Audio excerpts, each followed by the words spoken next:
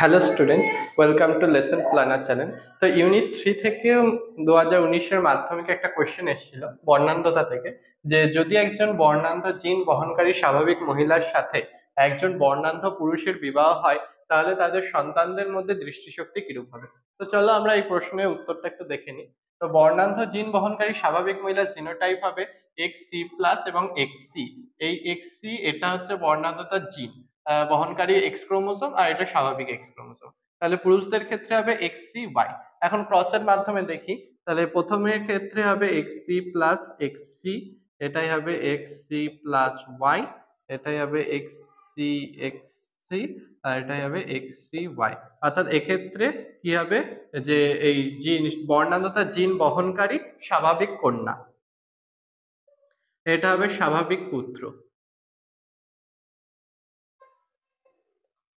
এটা যেহেতু দুটোই এক্সি জিন আছে, তাহলে এটা হবে বর্ণান্ধ কন্যা, আর এটা হবে হচ্ছে বর্ণান্ধ পুত্র।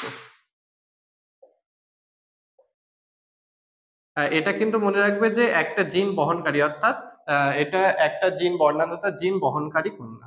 তো তাদের পুত্র এবং কন্যাদের মধ্যে এইভাবেই জিনটা সঞ্চারিত হবে। Thank you.